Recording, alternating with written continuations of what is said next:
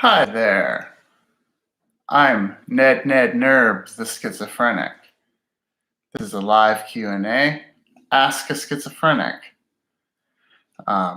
If you wish to leave a question and you're viewing at a later time and you want to ask a question before next live stream, go to my website, nednednerb.com. You can go to the contact page and the contact form on my website. You don't need to put your email address in, so you can leave an anonymous question if you like.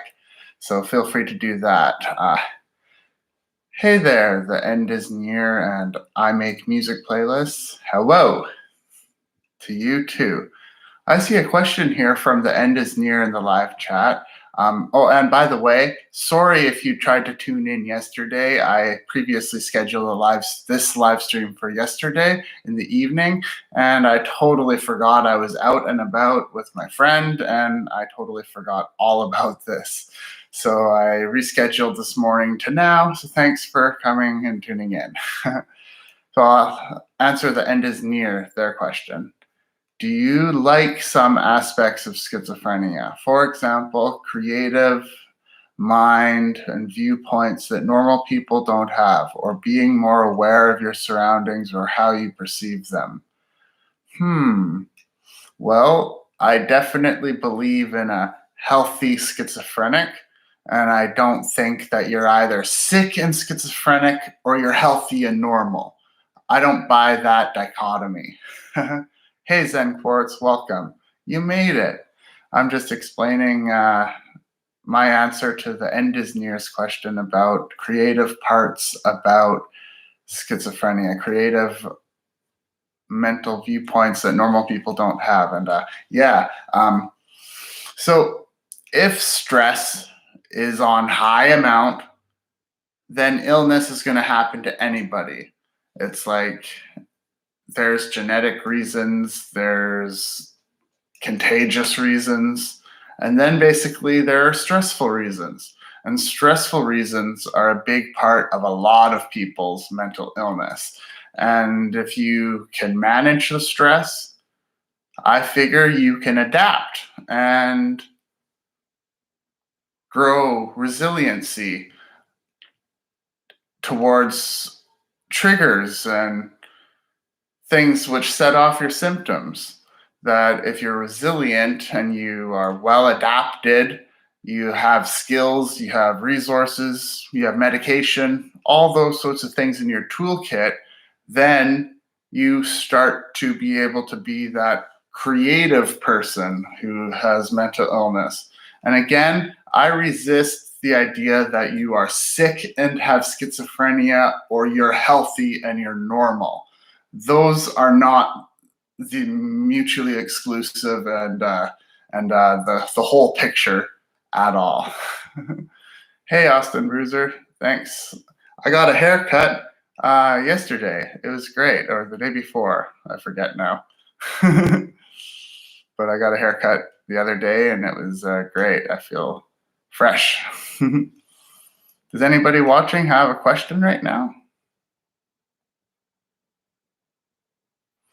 I looked at my email and I did not see an email in there. I checked the spam. I didn't see it there either. So I have no questions at the moment to answer. It's another nice day. Less windy today. It's not as chilly in the wind.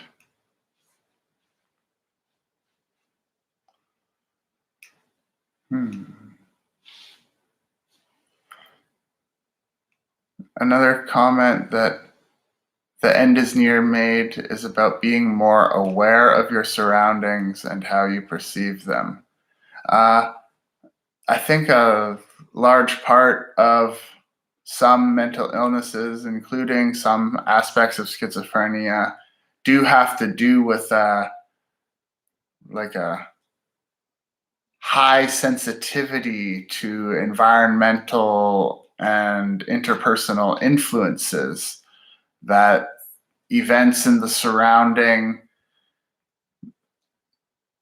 can be intense for someone whose mind is higher, like I said, a higher sensitivity or a lower threshold where changes and little gestures and movements can seem bigger. And if a person is delusional, that could look like a person over in the corner changes their position, and the schizophrenic person thinks, oh, what is it about what I did that made that person do that thing? Those sorts of self-referential delusions are possible. But if you don't have that judgment and you don't have a delusion about it, you might still be sensitive to those fluctuations or those differences, and it might not be anything happening other than being really aware of difference in a static background. Like, I'm looking at the screen right now. If one of my paintings shifted, I'd probably be very aware of it. And in a delusional period, I'd think, oh my gosh, I just threw my hands up and the painting fell off, or what's going on? In fact, maybe it was the chair or something bumped the couch or something. And but the delusional process is to go, what's going on? What's the conclusion? What do I have to notice here? And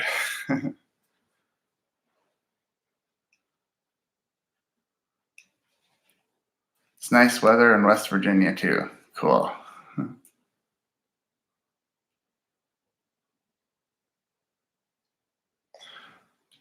I don't know what you're talking about, Zen Quartz. Sorry, I don't get it. I don't remember at the moment, but I'll talk about it another time. Hey there, Brendan and everybody. Hey there, Iron Fire Horse. How's it going?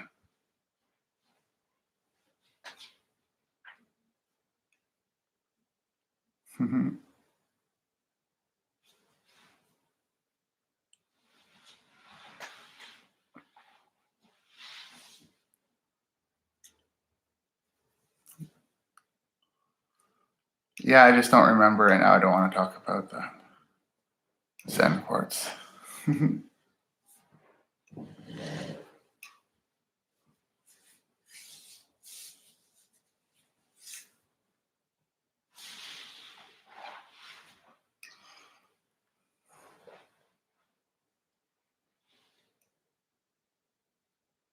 I see a few people joining into the chat.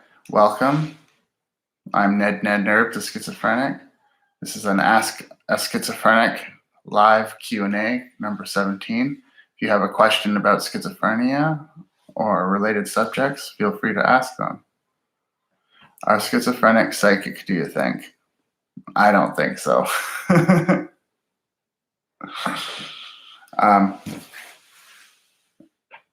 I am not going to make a judgment on spirituality and telepathy and anything like that. The people are into astrology, all that stuff. I'm not an expert on those subjects. I haven't studied all those subjects, and I'm not sure. But I do believe in science. I believe in medication. I believe in that psychosis is real. And any of those other things, the psychic sort of phenomenon, those aren't qualified by schizophrenia or rejected by schizophrenia. That a person is entitled to their religious freedom, for instance, that a state or a hospital, a doctor can't tell a person that your belief is wrong when it's a belief about a religion. They're entitled to that. That's our civil and political rights. However, delusion is possible. Delusion is, and stress and confusion and hallucination, those sorts of things are definitely real. Some people might have fancy spiritual interpretations of them. But I think the individuals that are diagnosed as schizophrenic at the time of their diagnosis and the reason for their diagnosis, it looks like psychosis is happening. So I think some schizophrenics might be psychic, but I wouldn't put too much weight into it myself. I saw you had a live stream at night a bit ago. I guess I was sleeping. Oh, Iron Fire Horse, I meant to be having a live stream last night, but I totally walked away. I left my place and I wasn't available. Well, I've got to about 10 minutes here. I'll carry on for another 5 minutes or so, answering any questions if anyone has some questions about schizophrenia. Anyone who's recently joined in, I'm nednednerB, the Schizophrenic. Welcome.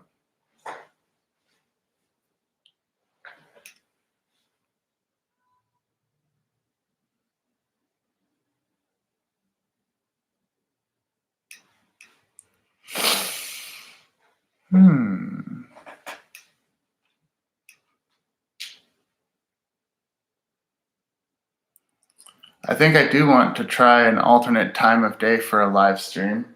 I will try in the evening another time from now. I see 7 people on this ticker that are supposedly watching. Does anybody have a question about schizophrenia to throw into the chat there? And if you're watching and you don't want to put a question into the chat to give your name there, you can go to my website, which is in the description below, and you can enter your question or comment on the form on my website, which you don't need to put in your email address. It's not required. And you can just send me a message or question there. I'll get it in my email inbox. It'll probably go to the spam inbox, but that's okay.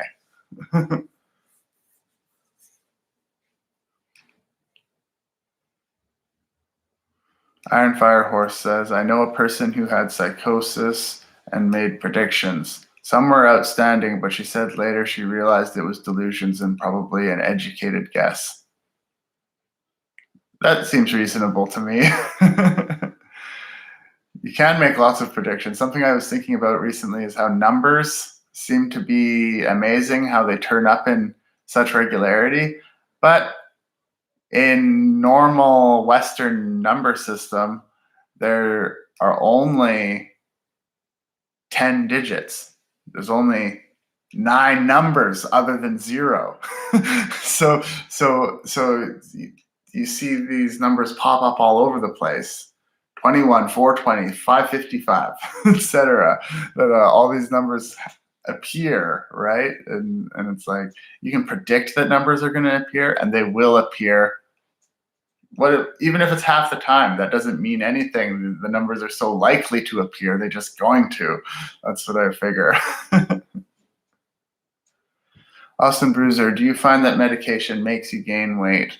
I think some medications did that in the past for me. I'd get a bit of a belly, and I think some lethargy, and I think that that medication can do that. I think that if you're on the right dose and it's managed right and you're on the right medication, then hopefully what the medication acts on are symptoms rather than having side effects. And I think often even I've known people that had side effects of their meds, didn't like their meds, and it seemed like they were not the best treated for their symptoms that they were having the medication given to them for. So being reasonable and having a good doctor that's willing to shuffle things around and shift things around. I know that when people go to the hospital and they're in a psych ward or institution, then the doctors will often throw a bunch of meds, try different things, and then when the person calms down, they go out of the hospital. And then often those patients have an experience of their doctor not changing the meds fast enough to deal with the side effects that they're reporting. And so that's a problem. So if a person is on a bunch of meds, they're not working well, and the side effects are happening, then weight gain and any other side effects are more likely to happen when they're not when it's not tuned right, right? So yeah. Skeptic Skater asks, heavy question. A lot of friends and family stay away from me since I got schizophrenia last year. I was wondering if you can relate. I can relate to that. Luckily for me, my core direct family has stayed in contact with me forever and has always supported me. But my extended family and friends, including some people from my hometown and my youth growing up, yeah, people stay away from you when you have schizophrenia.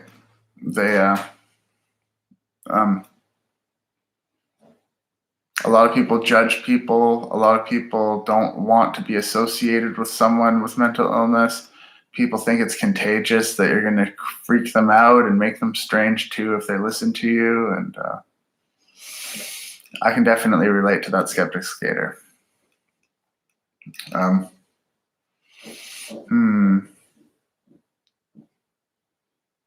A large part of social and family connection is presentation and showing up and presenting what the family members in social settings want to see. That if you deviate from any regular social settings, then that whole social setting will often reject those individuals that are not matching. And having a mental illness like schizophrenia probably means you are likely to have strange perspectives and some behaviors that some people can't place, so they reject. That's unfortunate. And I think it changes over time. I think more people in the past rejected family members and friends with mental illness than do so today. I think it varies by region, including country for sure, that different social groups and cultures have different amounts of inclusion of people that are mentally unwell or other kinds of identity differences. So, well, it's coming up to 17 minutes. I'm going to call it short in a minute here. Let's read through these comments. Ironfire Horse, I saw 6 license plates with 999 yesterday. Lol. My reticular activating system is lit, so picks up on them quickly. Totally.